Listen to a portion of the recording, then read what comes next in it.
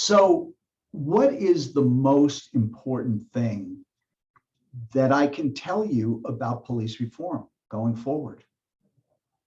In terms of your career, in terms of how you deal with people, how you deal internally, what's the most important thing? And it's this. Let's go to the screen, right?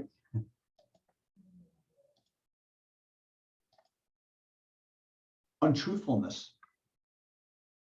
You know, I used to talk about this subject for an hour, and I go over the cases on the Brady list and, different definitions of untruthfulness in different cases. And now, mercifully, I only need a few minutes because there is one central definition of untruthfulness that matters in policing. And you will find it in Chapter 6E, Section 1. And here's what it says. If you provide false, in other words, if you lie or fail to disclose, hey, Chief, I never said anything false. Yeah, but you also didn't tell me about things that you knew. So for those of you raised in the Catholic Church, right, you know about sins of commission and sins of omission. Well, it's the same thing when it comes to being a professional law enforcement officer. You can't lie, but you also can't fail to disclose information. What kind of information? Important information. The legal term that you'll see in the definition and in case law about perjury and providing false reports and all of the other things you know about, the word material.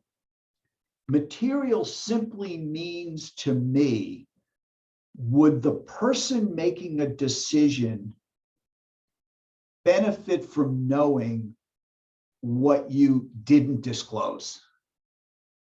Or does the lie deal with important information that would help the decision maker decide what to do?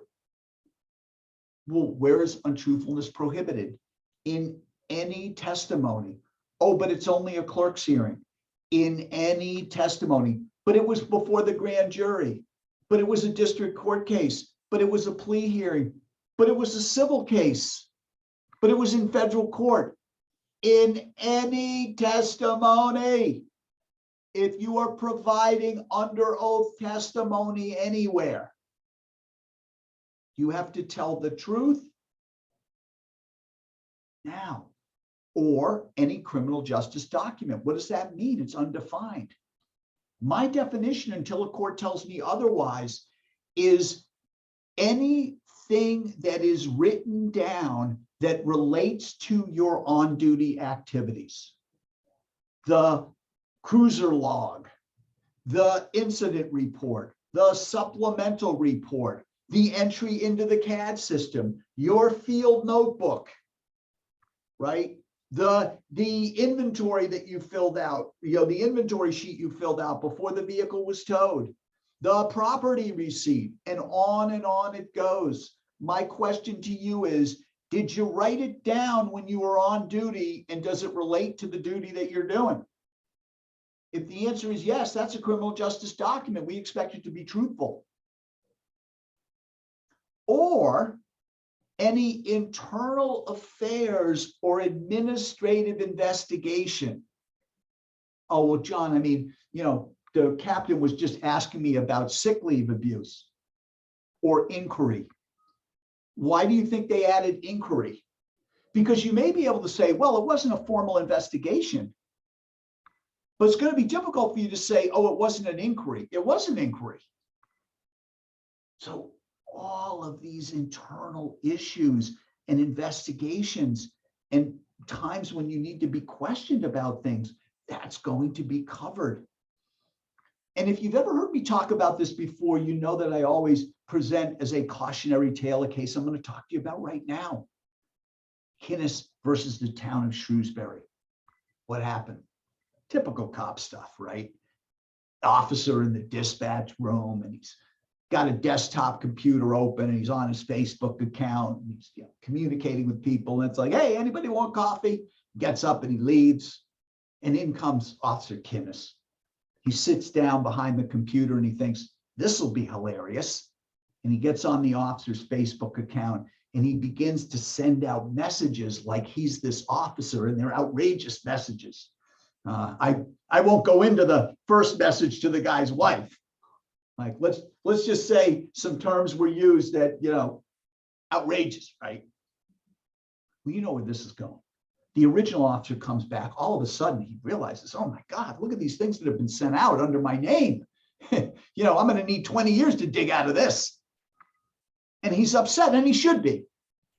And of course, the investigation immediately targets Kinnis, and the chief brings him into his office. Says, Kinnis, were you on this guy's Facebook account in the dispatch room? No, chief. Okay, Kinnis, I'm going to ask you again, and I'm going to tell you that this is an inquiry. I'm looking into this issue. No, chief. Okay, I'm going to ask you a third time, and I'm going to just remind you that, yes, this was not good, and yes, you will probably be disciplined, but, look, tell me, were you on this guy's computer? No, chief. It's like Peter, he lies 3 times. Well, the next day he comes in and there's the computer forensics expert digging into the computer. He sees where this is going to end. He runs into the chief and he says, hey, maybe let me reconsider what I said to you before. The chief said, it's too late. You're fired. Now, he appeals to the Civil Service Commission. And we know that the Civil Service Commission on these kinds of issues is notoriously pro-employee. And they say to Kinnis, we're not going to help you. You're damaged goods. The fact that you are a confirmed liar in an internal investigation is going to have to be communicated by the district attorney to every defense attorney in any case that you have had any involvement in. You're damaged goods. Now, I want you to compare that case with a case that maybe a lot of you remember. This was out of Quincy in an area called Marina Bay, affectionately known as the Water Tower. 3 officers show up for work in uniform, gun, marked cruisers. After roll call, they get together by the Water Tower. They've got a case of beer. They start cranking the beers. Things are fun. And now a couple of the officers remove their firearms from their holster and start shooting them in the air. Can I go out on a limb and say this is not good police behavior? But what happened? When the chief called those 3 officers into his office separately and said, tell me what happened, they all immediately, forthrightly, and completely told him the truth. And you know what? They were suspended, and they should be, but they all kept their jobs. It's not just a cliche. It's not just what the veterans tell you because they want to say something. It's because we know it's the truth. When it comes to law enforcement, integrity is the #1 professional quality you must display, and the cover-up is always, not always, but 99%. It's worse than the crime.